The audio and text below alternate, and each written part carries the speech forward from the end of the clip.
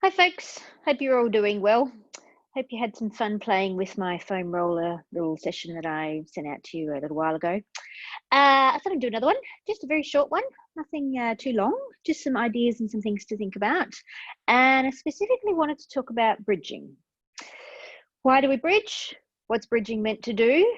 And why is it good for you? And how to make sure that your technique is doing of the reasons why it's good for you.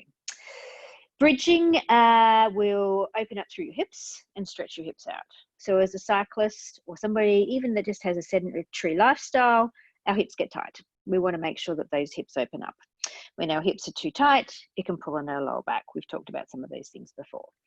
So we want to open up through the hips. It will strengthen your core. It will mobilize your spine. It will strengthen your hamstrings. It will strengthen your glutes. It will elongate your spine, so you'll get length through your spine. Your body will work out different ways to do it. Some of those ways might not be the correct way to actually get the results that you want to achieve.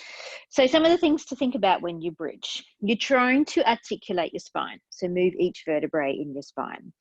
If you tighten your hips, that will be challenging to begin with, so give it time. Roll yourself out with your foam rollers first on your hips if you've got rollers.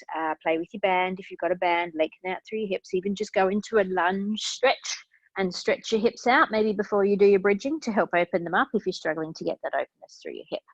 I'm going to show you some techniques about how it should look, what it should look like, what you're trying to achieve, and some props and some tools to work with to help you to get there.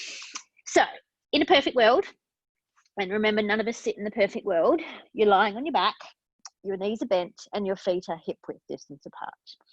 To get your feet perfectly in hip width distance apart, the best way to do it is put your feet together, take your toes apart, and then lift your heels up and put your heels in line with your feet.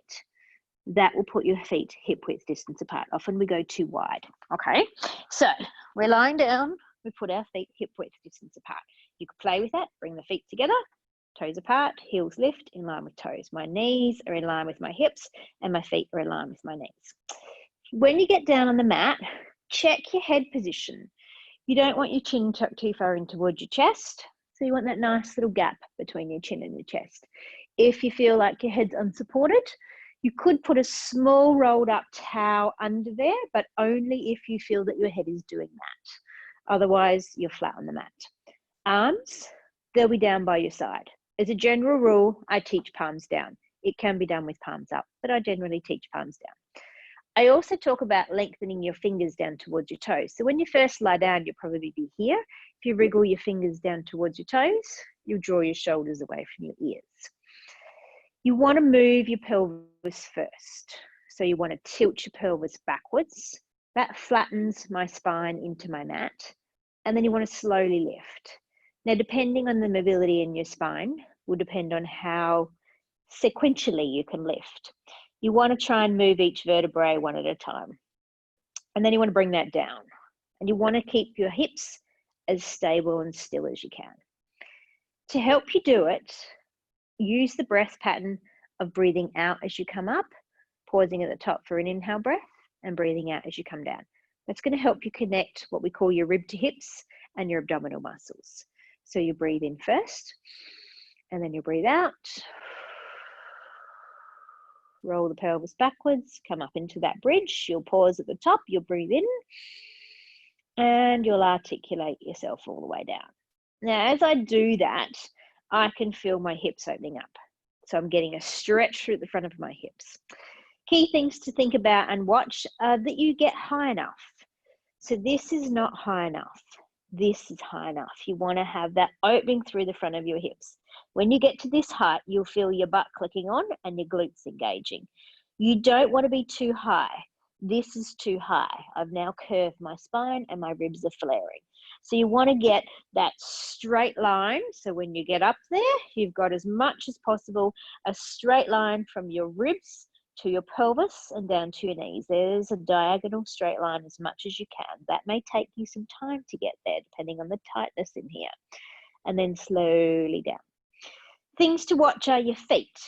You want your feet to stay down on the mat. So if you go into your bridge and you feel your toes starting to lift, your legs are going to splay out, and your calves are trying to get in on the action. You want to try and keep your feet firmly down on the mat. So focus on maintaining the weight distribution through your big toe right across your little toe and your heel. You could use a prop. So sometimes in my classes, I might use a prop. We use things like chi balls. That's a little ball. I might tuck that little ball in between my clients' knees to help them keep that alignment. So when they come up, they can maintain their knees holding the ball, and it keeps their knees in line with their toes. The other thing that does is also engage your inner thighs. You don't have to have a ball. You could use a pillow. You could use a pillow between your knees. You might fold the pillow up. You don't want it to be too close. You still want to maintain that alignment. So probably a pillow folded in half is better because it keeps my knees in line with my hips. It could be anything that keeps that alignment for you. You don't have to have something in there, but it'll help keep your knees in line with your hips. So that's basic bridging. You can add on from there. You want to make sure your feet are close enough in, by the way, not too far apart as well. So you want to bring them in towards your hips. You'll feel it if it's too far apart. So if your hamstrings are screaming, you're going to stretch them out first, or stretch them out after they start to scream. That should switch them off for a bit, and then they'll calm down. If they're screaming and they feel like they're going to cramp, think about squeezing your butt. That's going to help you share the load between your hamstrings and your glutes. So you might need to engage your glute muscles and physically think about it to help them switch on. Other things to think about are making sure that not only do your knees splay out and that your feet stay flat, you're getting nice and high, but you're not jamming into your neck. So you don't want to jam into your neck. The highest point you want to come to is about the base of your ribs, bra line for ladies, that sort of area, and then slowly come down. You can tweak it. So if I wanted to work more on my glutes and make my glutes really do the work, I lift my toes. So if you're on your heels, you'll feel that your glutes will do much more of the work than your hamstrings. Your hamstrings will still be working, but it'll activate your glutes a little more. The reverse of that would be to do it on your toes. That will be really hamstring. So be careful with that, because if your hamstrings are tight, you're going to know about it if you go onto your toes. If you want to advance it more and play with it, you can do some single-legged bridges. You want to maintain the stability in your hips and your pelvis when you do them. Keep your foot flat and then slowly down. Or you might bridge up. Once you're up there, you float a leg up and then you come back down. So just go cautiously. Anything that doesn't feel right, be careful with. If you own a foam roller and you really want to challenge yourself, you could put your feet on your roller. That will really activate your hammies, so just be careful, but it also make you unstable and really challenge your bridge. So if your feet rest on your roller, arms down by your side, let your feet rest on your roller, tilt back, come up into your nice, long, strong bridge, and then slowly come all the way back down. That will challenge your ability and just step it up a little bit. So there's some things to think about with your bridging. You could add some arms into it as well. That will help you lengthen your spine. That does make it a bit more challenging. So you go up into a bridge, you take your arms to the ceiling and you bridge down. You want to maintain the stability as much as you can in your hips. So you don't want to see your hips wobbling around. You don't want to see your knees splaying apart. The further the arms go back, the more challenging it will be, but you need to be able to maintain that rib to hip connection and then slowly bridge yourself all the way down. Thinking about where your knees go will help you lengthen your spine as well. So as I come up, I'm pushing my knees out towards my second toes, and then I'm holding them there for as long as I can whilst you bridge all the way down. And that will help you lengthen out through your spine. So there's another little idea to give you some hints and tips about to help keep opening your hips up. You want to open the hips up, stretch through the hip flexors. Bridging will help you do that. It's a nice exercise to lengthen out your spine. Have a play with that, see how you go. If you've got any queries, let me know. I am going to do another series of 5 based on Pilates for cyclists.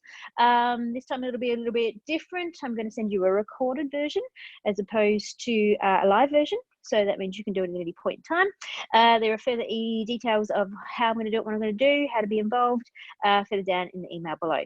As per normal, if you've got any queries, you know where to find me. Drop me a line. Bye guys, have fun. See you.